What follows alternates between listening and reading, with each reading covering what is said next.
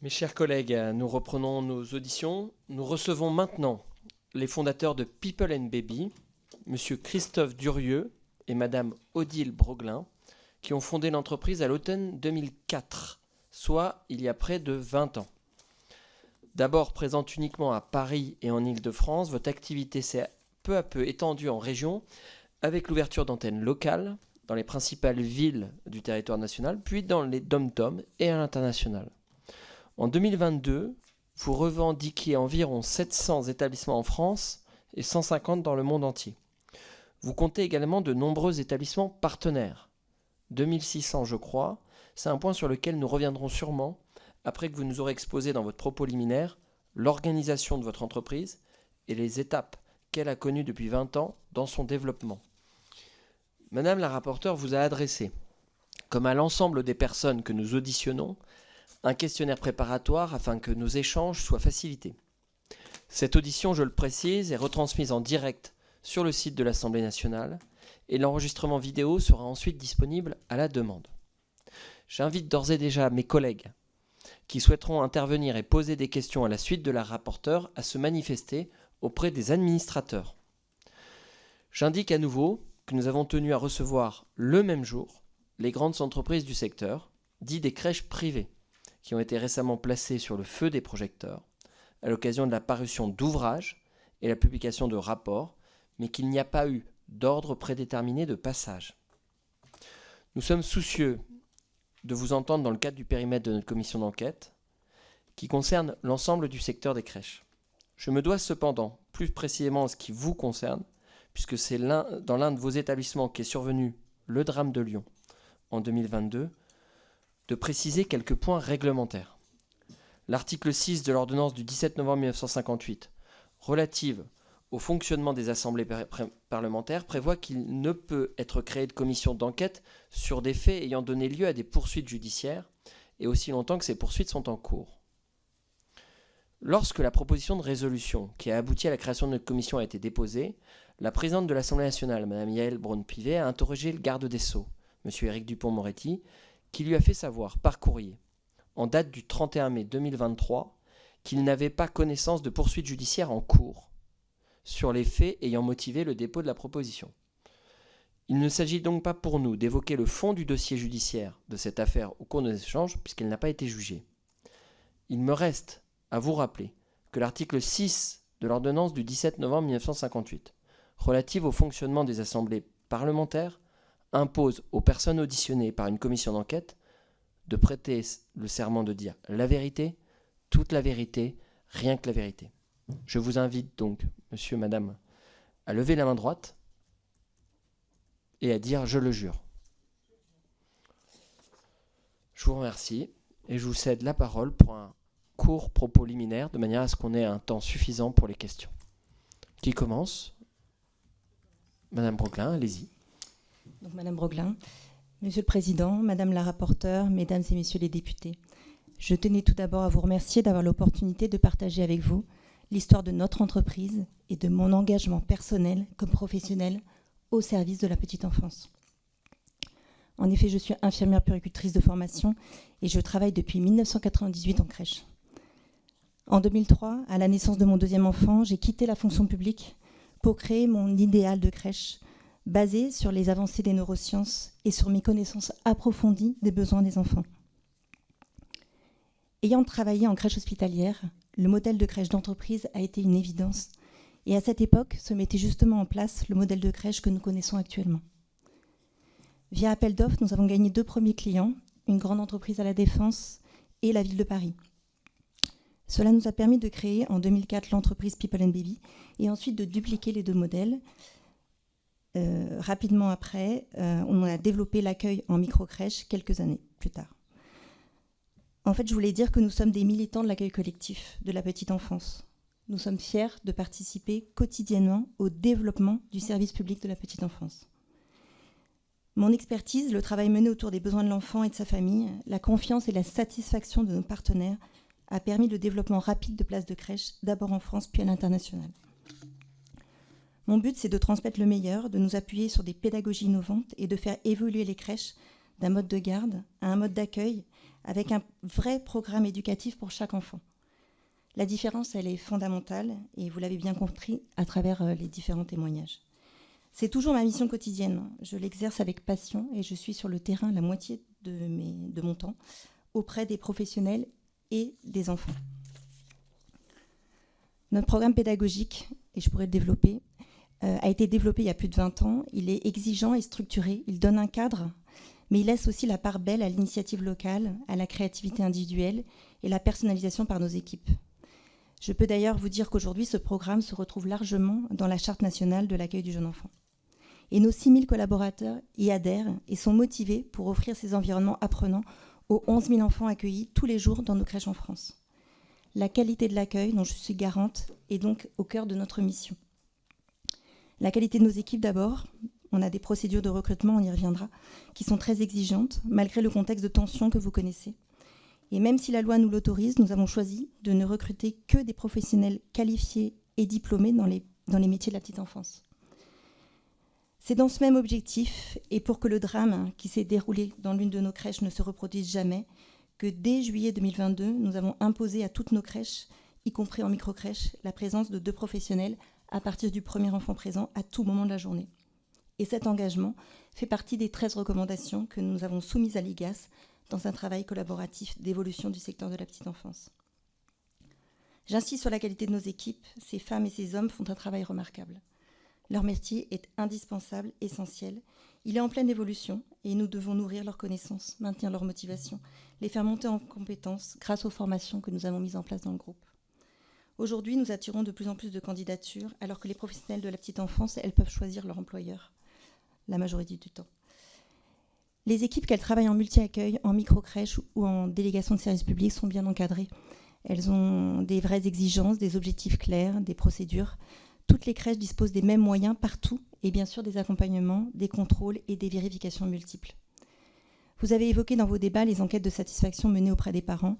Aujourd'hui, les premiers juges de la qualité, du niveau de qualité dans nos crèches, ce sont les parents.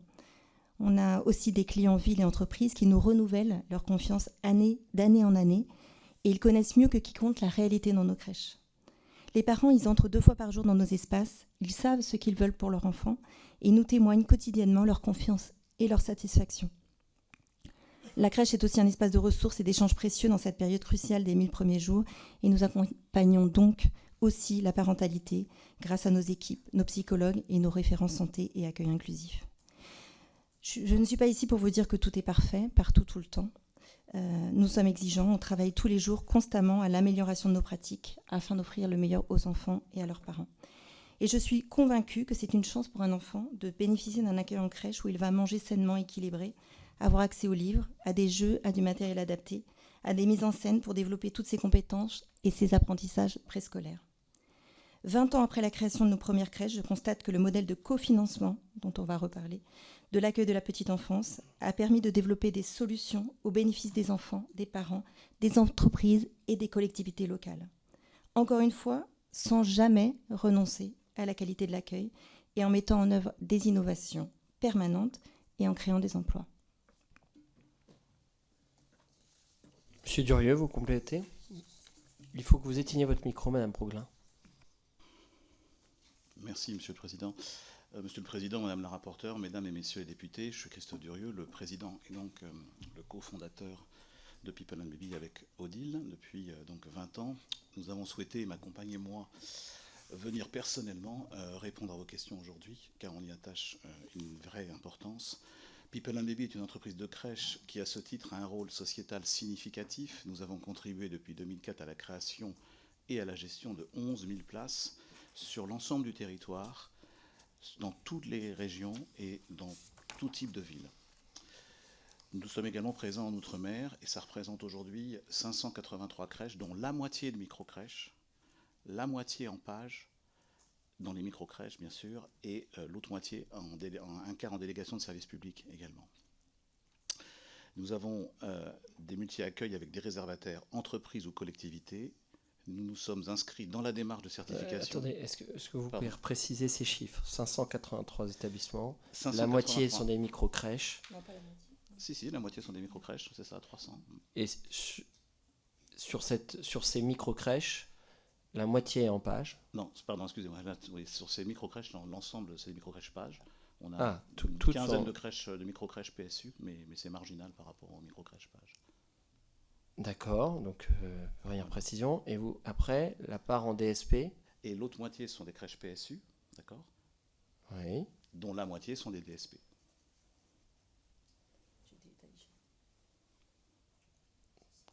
La moitié du parc est en micro-crèche, l'autre moitié est en PSU, et dans les PSU, il y a des DSP. Je me permettais pour la clarté de... Vous avez raison. Allez-y, continuez. J'étais pas très clair. Nous nous sommes inscrits dans la démarche de certification pour devenir une entreprise à mission, et notre raison d'être est d'ores et déjà inscrite dans nos statuts. People and Baby est partenaire de la parentalité, et notre volonté, c'est d'agir pour notre modèle de crèche solidaire, éco-responsable et pensé pour tous. Le modèle d'accueil collectif est au cœur de notre engagement. Il permet de proposer aux parents une solution de garde qui leur garantit un très haut niveau d'accueil pour leurs enfants. Ce modèle élaboré selon le projet que Odile vous a exposé, nous l'exportons aujourd'hui avec fierté dans une grande partie du monde puisque nous sommes implantés dans 10 pays. Nous revendiquons en effet d'être un groupe fondé et dirigé par une professionnelle diplômée de la petite enfance, et cela se traduit au moins par 2 points que je voudrais juste citer. La qualification de nos collaborateurs est au cœur de notre modèle. Nous ne recrutons malgré la loi que des professionnels qualifiés dans les métiers de la petite enfance. Et nous avons mis en place un organisme de formation interne pour accompagner les salariés et consolider leurs compétences. J'en profite pour les remercier, ces 6000 professionnels qui sont engagés dans notre entreprise au quotidien pour les enfants et pour leurs familles. Odile et moi sommes engagés également dans la durée et nous sommes aujourd'hui le dernier groupe familial, dirigé par ses fondateurs, avec une volonté d'indépendance qui est un engagement complexe au quotidien, mais qui nous oblige, Odile et moi. L'accueil collectif à la française s'appuie sur plusieurs acteurs. Nous avons tous ensemble réussi, l'État, les collectivités, les opérateurs privés, les opérateurs associatifs, lucratifs ou non, à faire du développement de berceaux une priorité, tout en misant sur la qualité de l'accueil et du projet pédagogique. C'est l'ensemble de ces acteurs, y compris les opérateurs de crèches que nous sommes, qui font que cet accueil collectif s'est développé grâce à un modèle économique viable et en partenariat avec les collectivités territoriales, les entreprises, les financements publics, que ce soit le PSU, avec la PSU, avec les subventions allouées par les CAF, avec les dispositifs fiscaux, pour ne citer que. Je remercie donc nos partenaires, toutes les CAF de France avec lesquelles nous travaillons depuis 20 ans, mais surtout également toutes les PMI qui nous donnent nos agréments, qui nous conseillent et qui nous contrôlent. L'ensemble de ces collectivités et ces entreprises nous font aussi confiance aujourd'hui, et pour certaines depuis plus de 10 ans. Et je n'oublie pas bien sûr les parents qui, eux, nous font de plus en plus confiance. Ce modèle est éprouvé depuis 20 ans chez People and Baby et qui nécessite que nous investissons avec le soutien des banques, et notamment que ce soit pour les structures publiques ou privées, associatives ou pas, dans 3 éléments principaux. Nous devons recruter des personnels bien formés, les fidéliser en leur offrant des conditions de travail attractives. Nous devons bâtir et maintenir des locaux en excellent état avec des mobiliers, du matériel pédagogique adapté pour la sécurité des enfants et de leurs familles. Et nous devons enfin faire tous nos efforts pour que chaque place soit occupée, ce qui permet de satisfaire le maximum de demandes et de préparer les solutions d'accueil pour assurer les besoins du futur. Je vous remercie pour votre attention et nous sommes bien sûr à votre écoute. Avant de céder la parole à la rapporteure, moi j'ai une question sur le volet. Donc j'ai bien compris, vous étiez en couple à la ville, si je peux m'exprimer ainsi. Et donc votre gouvernance aujourd'hui, c'est vous deux fondateurs. Et la deuxième question, c'est sur l'immobilier. Oui. Est-ce que vous êtes... Attendez, laissez-moi poser la question. Vous ne pourrez pas parler, Madame Broglin, si votre conjoint ou cofondateur a le micro allumé. Je dis ça. Voilà. Sur l'immobilier, est-ce que vous êtes propriétaire des crèches que vous avez mentionnées, les 500 et quelques? Si oui, est-ce que c'est le même groupe qui gère les crèches et qui est propriétaire? Et comment ça se passe en termes de loyer et d'aide à l'investissement, notamment de la CAF sur ce modèle? Monsieur Durieux. Oui, donc pour répondre précisément à votre question, Monsieur le Président, nous sommes locataires, People and Baby est locataire de l'ensemble de ces locaux, d'accord. n'a pas vocation à être propriétaire de ces murs. Aux États-Unis, nous avons racheté des crèches qui étaient propriétaires des murs et nous les avons vendus. Donc, on va rester en France, sauf si certains collègues Non, voudront vous interroger. Moi, ma question est sur le modèle en France. Ça veut dire que vos bailleurs sont complètement étrangers à vous. Vous n'êtes dans aucune SCI. Donc, je vais compléter mon propos. Alors, nous sommes locataires, People & Baby est locataire auprès de différents bailleurs, dont 6% de nos loyers payés sont détenus par une SCI que nous avons développée au gré des années, au fur et à mesure, pendant 20 ans.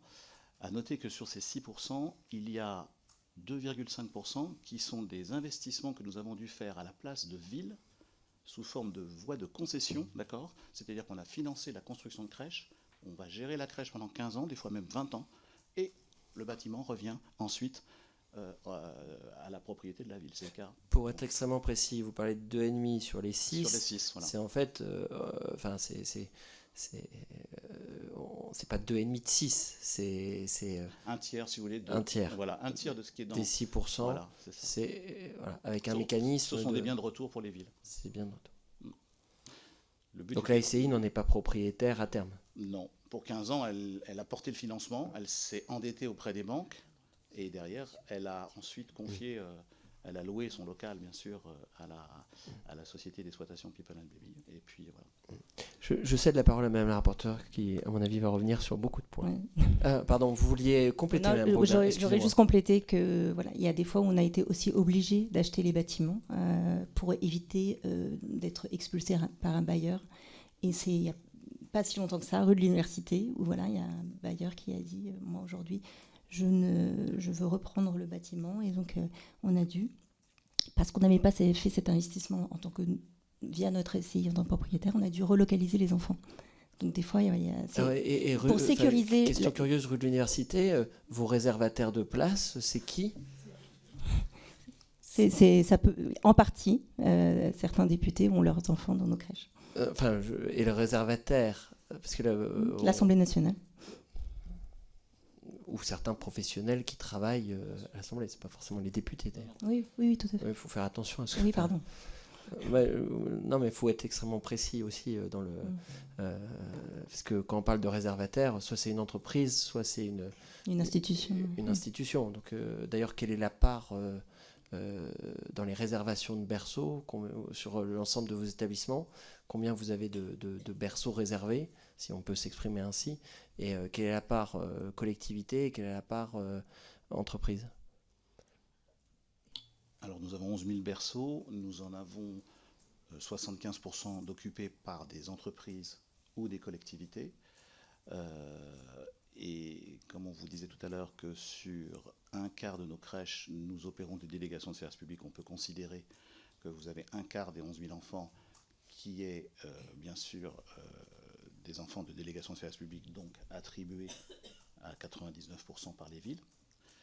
Et dans donc, le reste de ce que nous avons les 2 tiers de places d'entreprise pour des entreprises privées et 1 tiers pour des entreprises publiques, que ce soit des ministères ou des hôpitaux, des conseils généraux qui nous confient leurs crèches.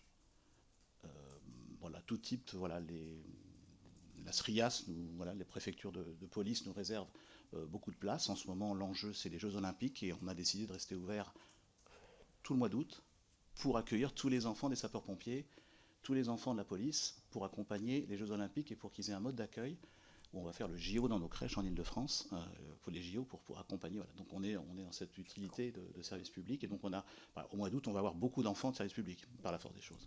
Donc pour être très clair, votre lien avec les collectivités locales ou les administrations publiques, c'est un quart par la DSP, plus un tiers de 75%. Exactement, tout à fait. Donc quasiment la moitié finalement. Oui. La moitié. Je cède la parole à Madame la rapporteure.